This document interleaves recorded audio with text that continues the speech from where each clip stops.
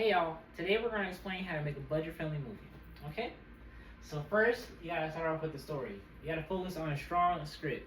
If you don't have a script, you can't really have a good story. You need the things that are essential to make it flow. Without those things, you don't have a good movie. And you also need things for actors to go off of. Because if not, there's gonna be a lot of improvising. And sometimes that is good for certain scenes, but not always. And not the entire movie. So, you always need a strong script. You always need a small cast, and when you keep the cast small, it's less people to deal with, less people to have to manage, less people to have to pay also. So, it's always good to start with. It's always good to have a small cast. You can even use some of the cast members. Well, I don't know about using it for a different character, but we're gonna work on second that. Anyway. So, you always work in limited locations because the less locations that you have, the less money that you have to spend getting there and the trips, and it's just better if you have less limited locations. And you also, if you are renting a location, it would be better to have a limited number of locations rented so you don't have more and more money coming out. Okay, next one. So always plan before you shoot. You always have to plan before you shoot. You have to have the shot list, you have to have the schedule, you have to have the budget.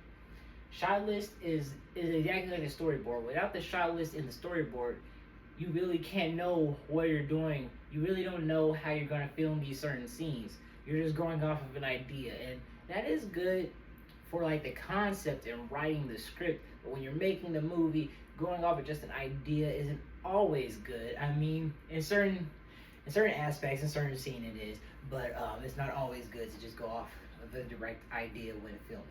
Okay. You need to have some type of structure. Okay, next.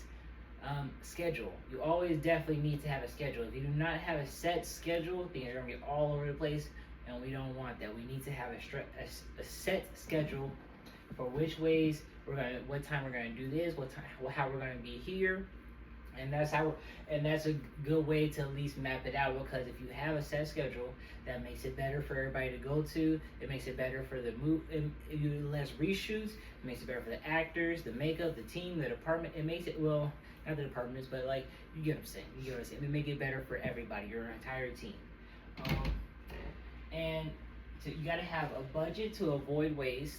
You gotta have, because if you don't have a budget, it makes it harder to navigate how much you're really spending, because then you end up overspending, and then you have a deficit, and we don't want those things. Okay, so our next point of business is how to save money on equipment. So what you gotta do is you use smartphones, or you borrow gear, or you can maximize natural light. Using a smartphone, I recommend, if your friend has an iPhone. A lot of movies actually have been shot on iPhones that people don't even know about. There are some really good movies that have been shot on iPhones that people don't realize. So you can always use an iPhone, or borrowing gear. There is, like, I do know if you go to like certain college campuses, I know like if you're at school, they'll let you borrow their gear for making a movie, or if you go to like a studio, they might make you rent it. But there are certain places that you could borrow gear, and they'll let you use it for a couple of hours or a couple of days, and you just have to bring it back, and so on, take it out, take it back. You know how it is with a library. Maximize natural lighting. You have to maximize your natural lighting, because if you don't you can also, that's another way to really help with the budget, because you can use the space that's around you. You don't have to always get these different lights, pay for these different rentals. You can use this beautiful sunset. That could be your light for the scene, and that could be great. You don't always have to have artificial. And everything has to be artificial or technology. Some things can just be right there in the moment. Okay, our next point of business, we're gonna do keep production lean. Use friends as crew, and film in free locations, and avoid unnecessary expenses.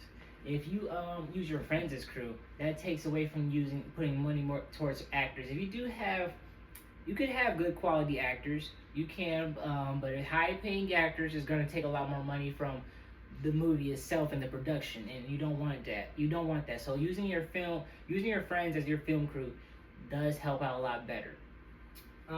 Filming in free locations. It's always best to film in free locations. I recommend if you are filming a budget-friendly movie, because filming, if you do have to rent, like again, that will take more money from your budget, and you know how many days, how many weeks, or how many hours. Some movies take months and months to make, so like you don't know how long this might take to rent it, and you don't want to be coming. I want all that money coming out of your pocket, or have to get a loan. Again, this creates deficit, overspending, and we don't want that. Um, that also goes along with the void and unnecessary expenses.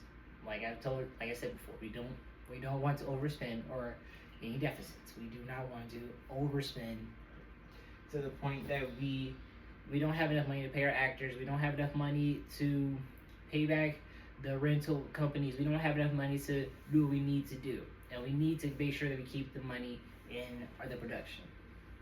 Okay. Edit efficient. There are several softwares that you can use online. Adobe is one of the best one. Well, one of the greater ones. I recommend for sure. There's a lot of different ones that you could use to help you edit your movies. There's a bunch. You just have to look on there. You have to see which one you like best.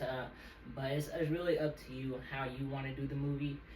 There are, like I said, there's many that can help you.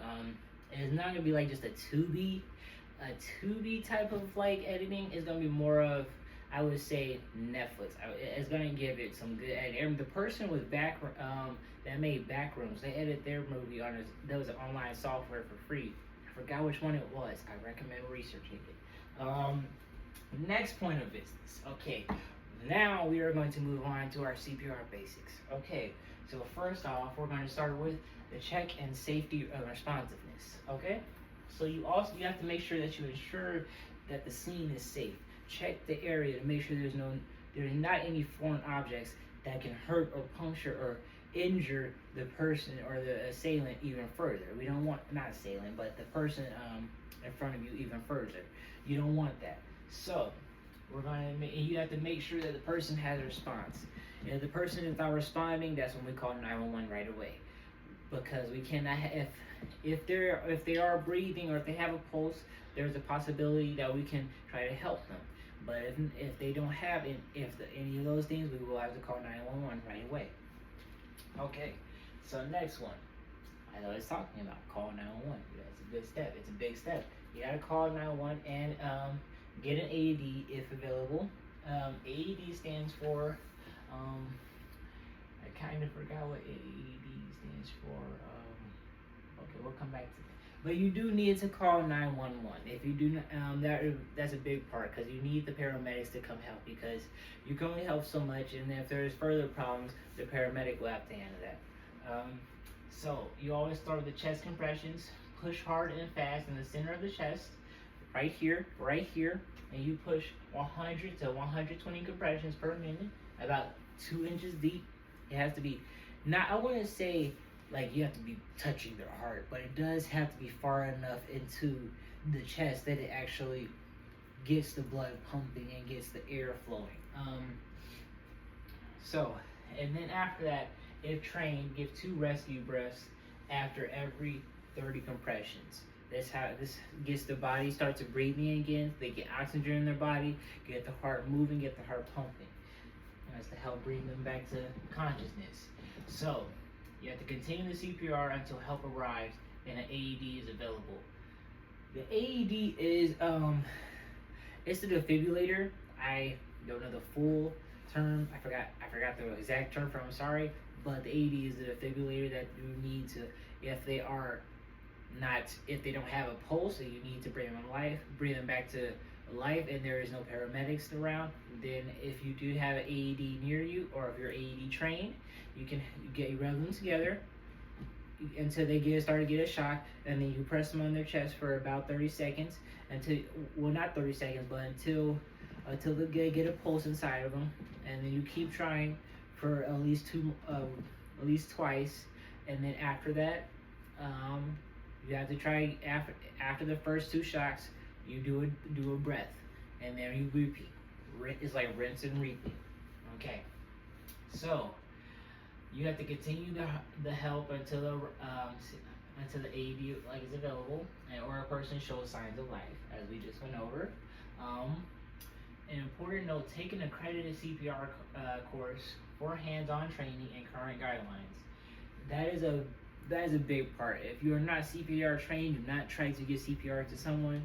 I know you're trying to save their life, and I know you're trying to help them. But if you do not have the proper training, you could actually make it worse. So it's always best to be CPR trained or find someone that is. Okay.